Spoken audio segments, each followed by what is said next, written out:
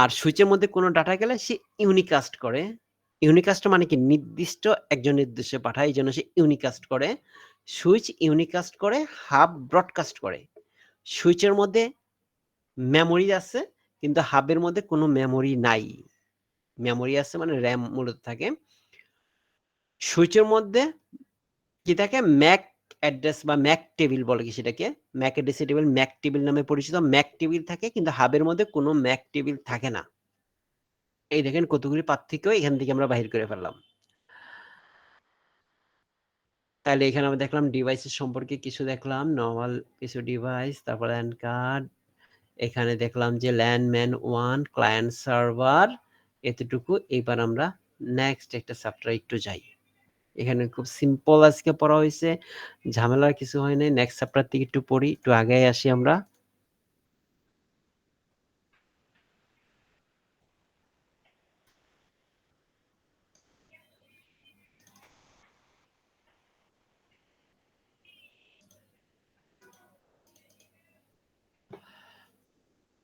এই যে সরি, টপোলজিটা হচ্ছে এখানে, নেটওয়ার্ক টপোলজি। এইখান থেকে হয়েছে মূলত আপনাদের নেটওয়ার্কের পড়া শুরু।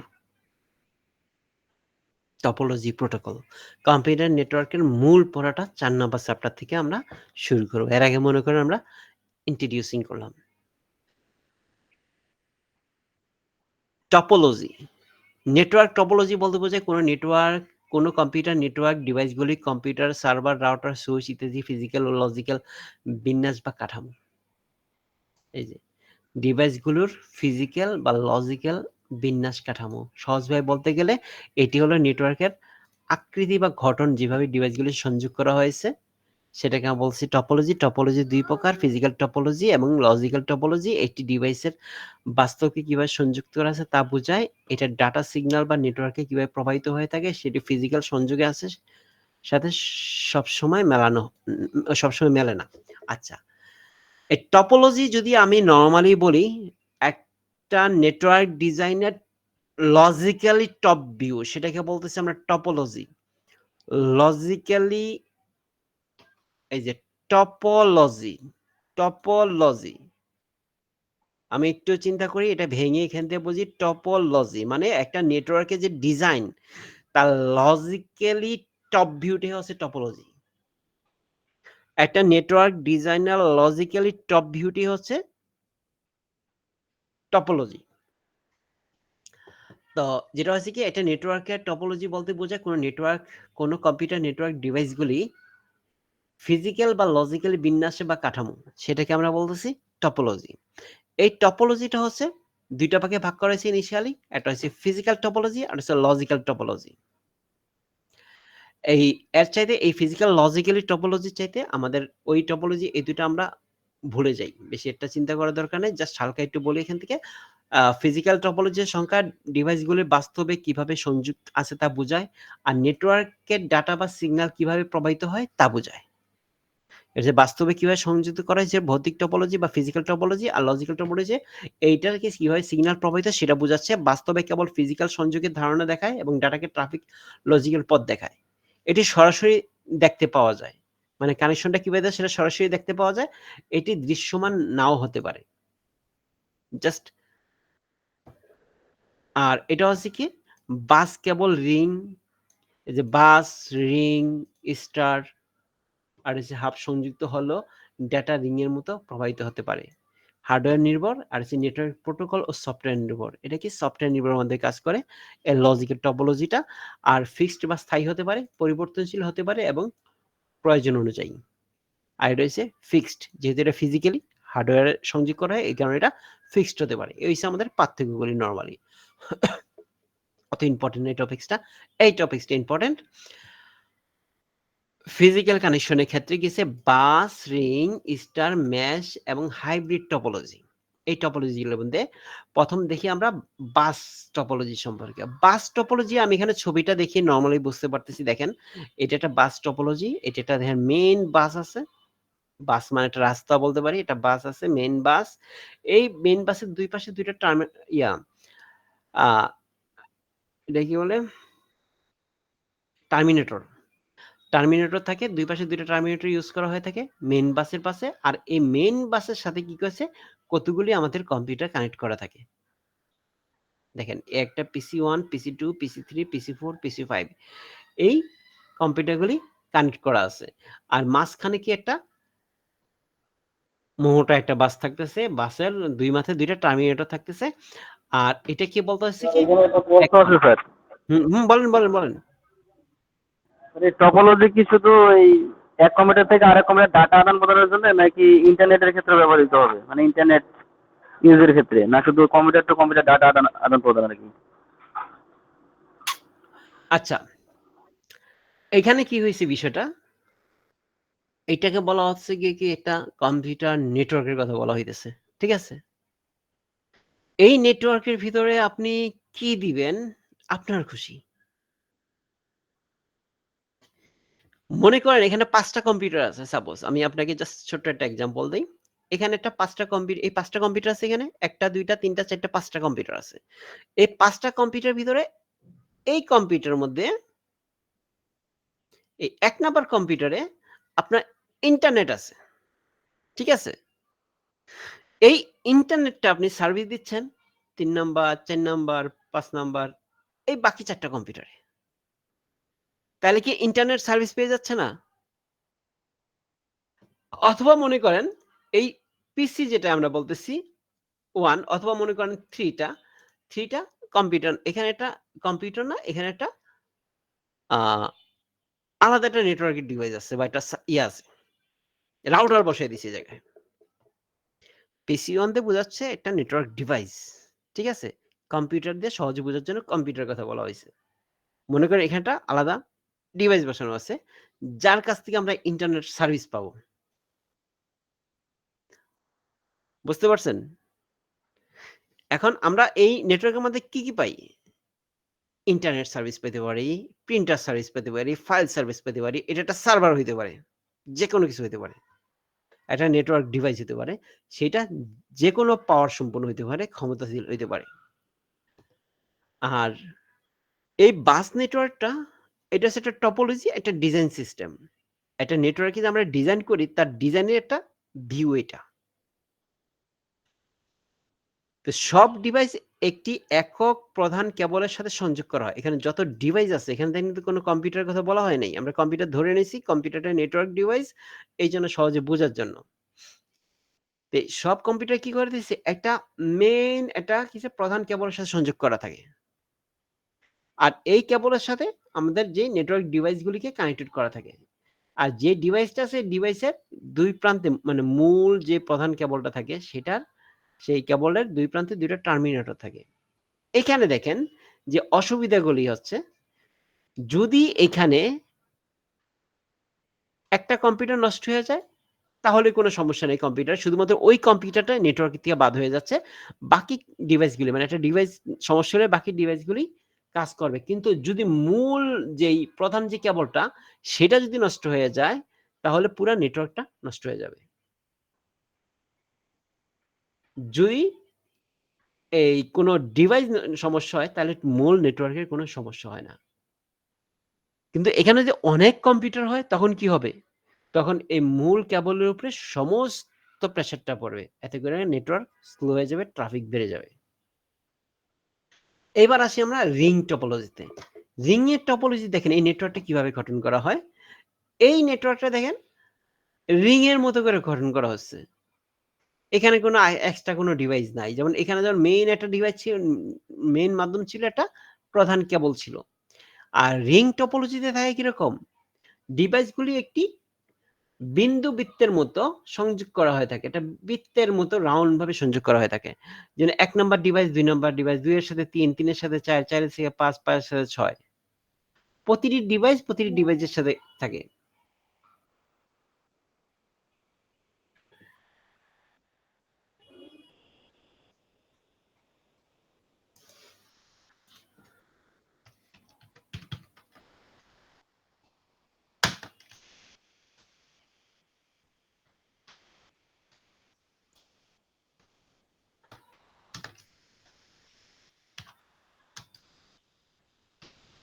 স্যার আমি আছি দিবা।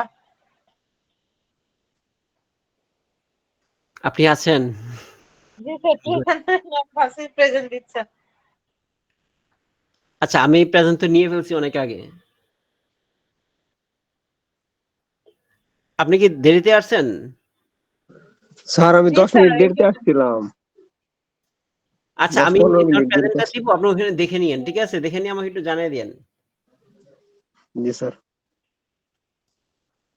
স্যার কোথায় দেখে নিব, কিভাবে? গুগল ড্রাইভের মধ্যে একটা লিংক দেওয়া আছে। ওখানে অ্যাটেন্ডেন্স নামে একটা শিট আছে। ওই শিটের মধ্যে আপনি প্রেজেন্টটা দেখে নিবেন। মানে এখন তো দেখবেন আজকেরটা দেখতে পারবেন না। আজকেরটা পরবর্তী ক্লাসে দেখতে পারবেন। আর গত ক্লাসেরটা আজকেরটা আজকে দেখতে পারবেন। তারপরে দেখেন প্রতিটা কিসে রিং এর মতো সংযোগ করা হয়েছে। প্রতিটা একটার সাথে একটা রিং আকারে সংযোগ করা হয়েছে। এই রিংগুলা যদি একদিকে প্রবাহিত হয়, যেমন মনে করেন ১ থেকে ২ এ আসবে, ২ থেকে ৩। মনে করেন যে একটা ডাটাকে 6 এর মধ্যে পাঠানো হবে। ১ নাম্বার ডিভাইসের ডাটা ৬ নাম্বার ডিভাইসে পাঠানো হবে। তাহলে কিভাবে যাবে ডাটাটা? ১ থেকে ২ এ যাবে, ২ থেকে ৩ এ, ৩ থেকে ৪ এ, ৪ থেকে ৫ এ, ৫ থেকে ৬ এ, ৬ এ এসে ডাটাটা রিসিভ হবে। আবার মনে করেন ৬ ১ এর কাছে ডাটা পাঠাবে। তাহলে ৬ সরাসরি ১ এর কাছে পাঠায় দিবে, ১ এ রিসিভ করবে। তো ডাটাটা মূলত কিভাবে পাঠায়? মনে করেন একটা ডাটা আছে আমার কাছে, হ্যালো একটা মেসেজ। হ্যালো মেসেজটা আমার কাছে আছে। হ্যালো মেসেজটা আমি কি করলাম? সেন্ড করলাম।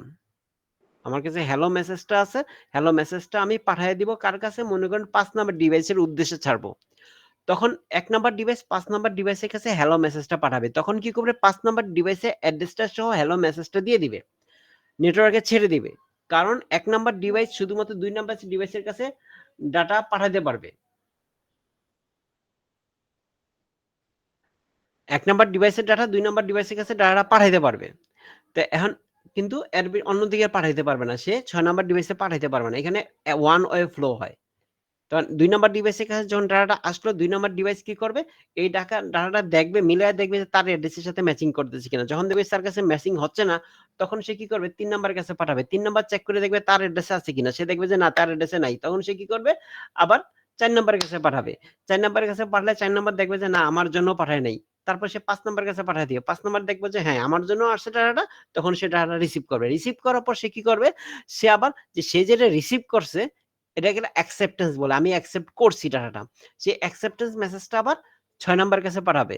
সে ৬ নাম্বার কি করবে? তার দেখবে যে না, কার অ্যাড্রেস দিয়ে পাঠাবে? সে ১ নাম্বারের অ্যাড্রেসে। কারণ এই অ্যাকসেপ্টেন্স মেসেজটা সে যে রিসিভ করছে সেটাকে, হ্যালো মেসেজটা রিসিভ করেছে, সেটা ১ নাম্বার ডিভাইসকে তো জানাতে হবে। না জানালে সে ১ নাম্বার ডিভাইস বুঝবে না যে আমি যে মেসেজটা পাঠাইছি সেটা ৫ নাম্বারে পেয়েছে কিনা। তখন ওই অ্যাকসেপ্টেন্স মেসেজটা সে পাঠিয়ে দিবে ওই ১ নাম্বার অ্যাড্রেস ধরে। তখন সে ৫ নাম্বার শুধুমাত্র ৬ নাম্বার কাছে পাঠাইতে পারবে। ৬ নাম্বার এটা রিসিভ করে দেখবে যে না, তার সাথে মিলতেছে না। না মিললে সে আবার ১ নাম্বার কাছে পাঠাবে। ১ নাম্বার দেখবে যে হ্যাঁ, আমার কাছে মিলছে এবং সে অ্যাকসেপ্ট করেছে। তখন সে খুশি হয়ে আনন্দে লাফাইতে থাকবে। যাই হোক, তাহলে কি হইতেছে? ১ নাম্বার আ এভাবে এখানে শুধু মেসেজটা পাঠানো হয়। তো এখন দেখেন এই রিং নেটওয়ার্কের ক্ষেত্রে যদি যেকোনো একটা ডিভাইস যদি সমস্যা হয়, নষ্ট হয়, তাহলে কি হবে? কোনো ডাটাই, যেমন আমি ১ নাম্বার থেকে ৫ নাম্বার ডাটা পাঠাইতেছি, কিন্তু এক্ষেত্রে ১, ২, ৩, ৪, ৫ নাম্বার পর্যন্ত আসে ডাটাটা কিন্তু রিসিভ করছে।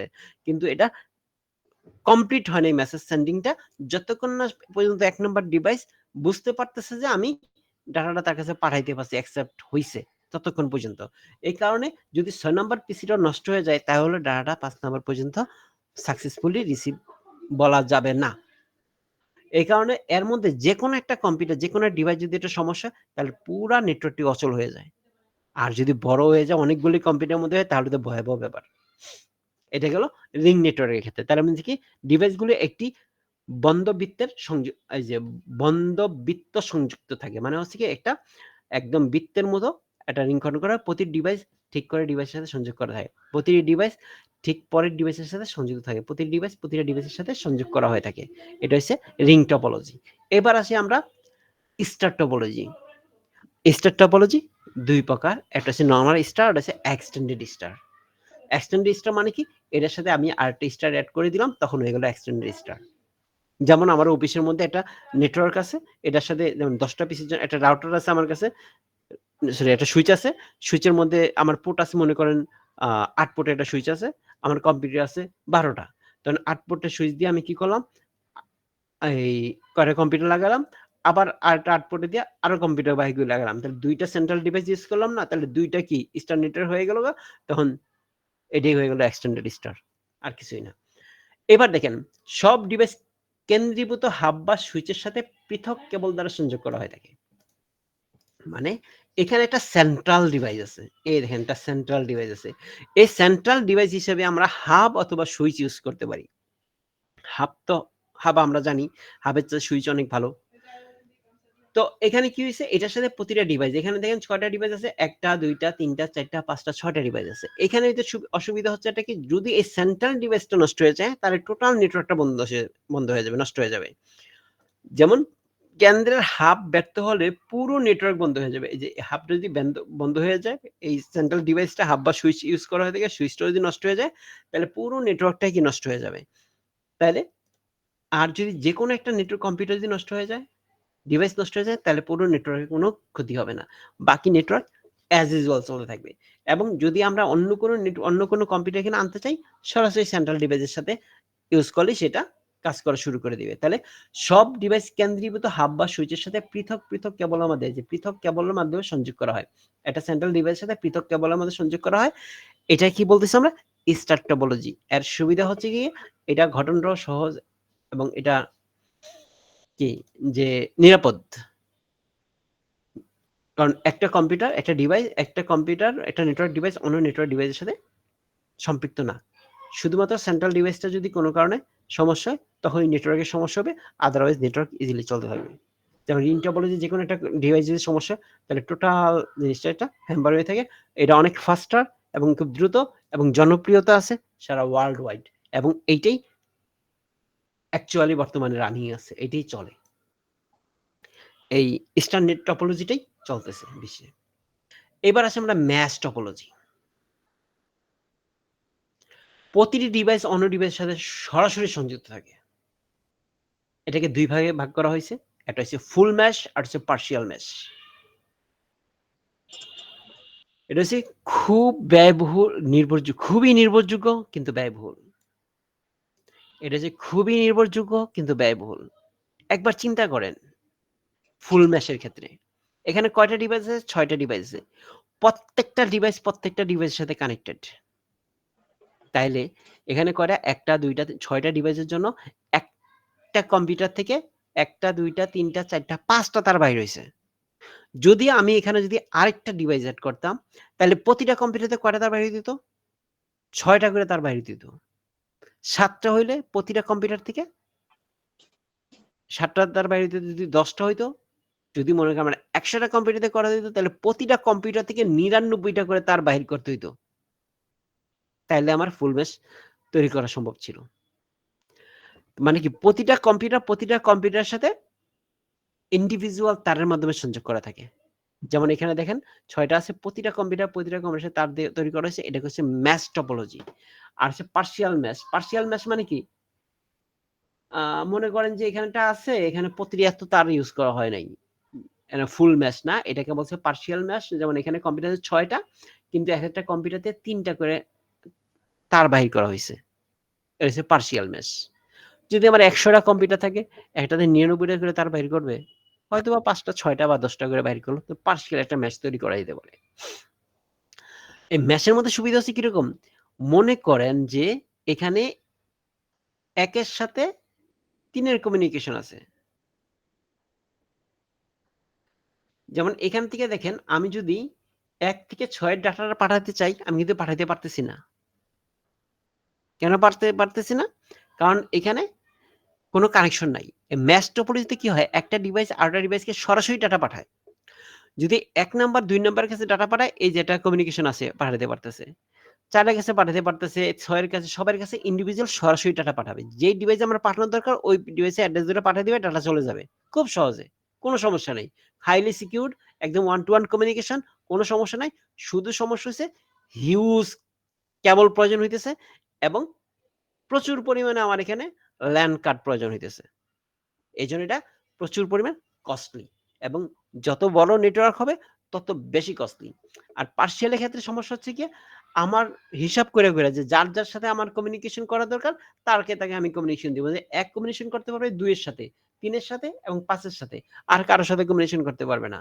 যদি 1 6 এর সাথে কম্বিনেশন করতে যায়, 1 কি করবে? 5 এর সাথে যোগাযোগ করবে, 5 আবার 6 এর সাথে যোগাযোগ করবে। সে 6 কি করবে? আবার 5 এর সাথে যোগাযোগ করে, 5 আবার 1 এর সাথে যোগাযোগ করবে। এইভাবে এটা যোগাযোগটা মেইনটেইন করার প্রয়োজন হইব।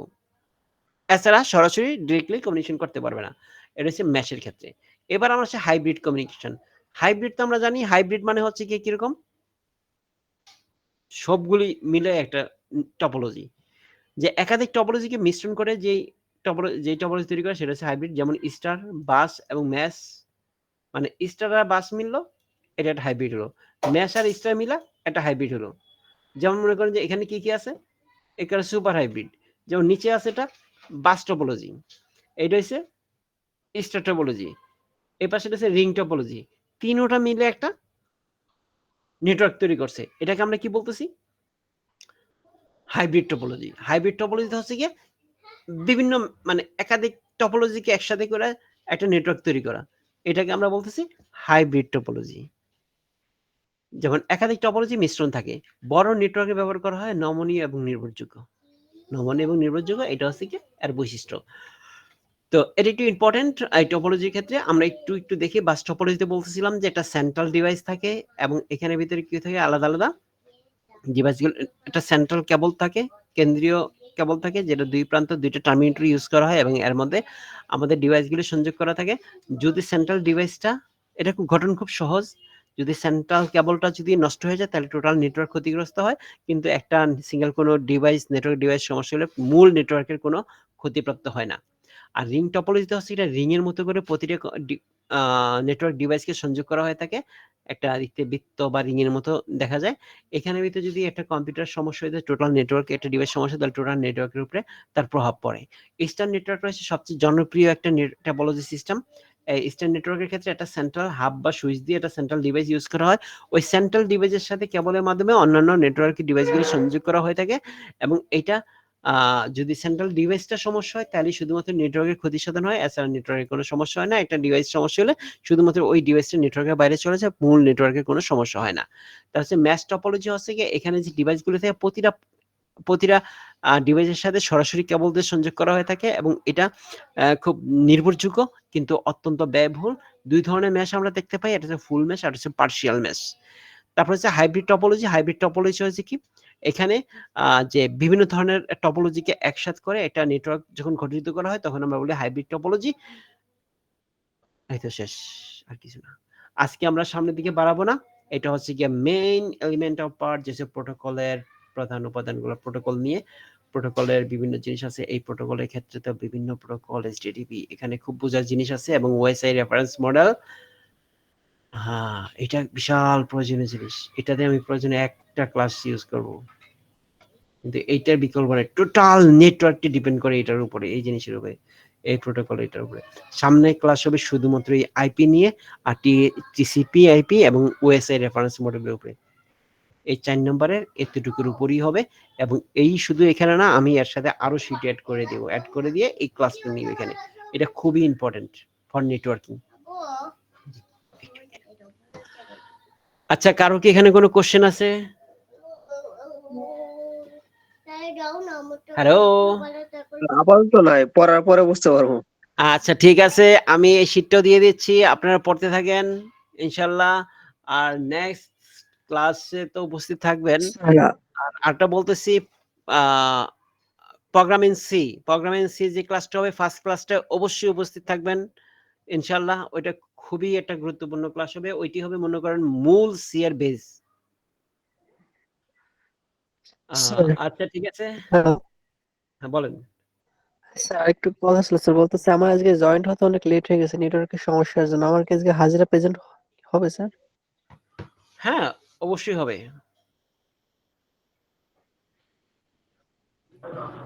স্যার ওই যে ওয়াইফের বিষয়টা স্যার বলতে চেয়েছিলেন। ও হ্যাঁ হ্যাঁ, বলতেছি আপনাকে, এটা বলে দিচ্ছি। হুম।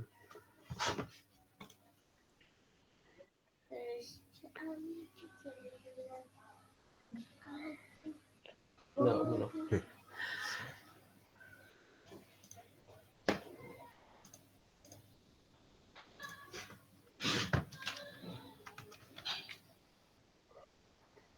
আচ্ছা, আজকের মতো ক্লাস এখানে শেষ। আপনার ইয়ার ক্লাস, নরমাল ক্লাস কমপ্লিট। আল্লাহ হাফেজ। শুধুমাত্র একটা ভাই এটা কথা বলছিল, ওয়াইব নিয়ে কিছু কোশ্চেন করছিল। সেই কোশ্চেনে যারা ইন্টারেস্টেড তারা থাকবেন, আর আপনি তো আসেনি।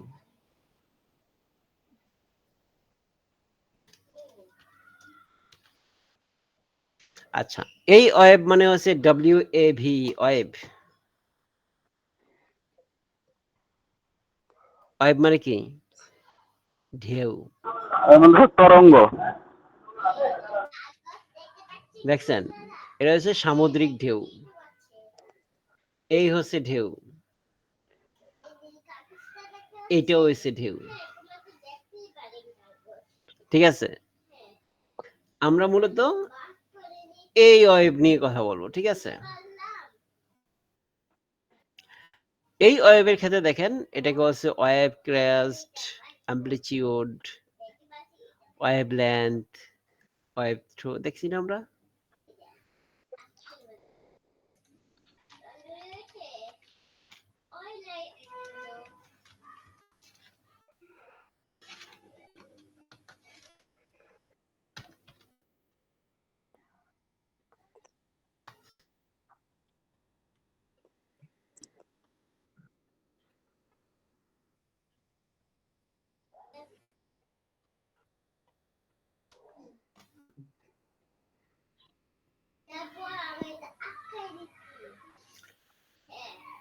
Frequency modulation,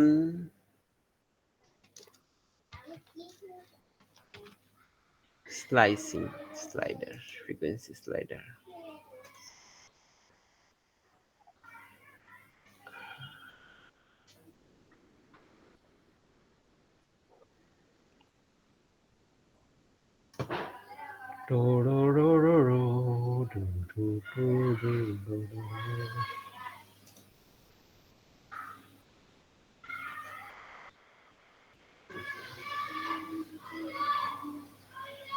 আচ্ছা, আমি একটা ফ্রিকোয়েন্সি ধরি আপনাকে এখান দিয়ে বলি।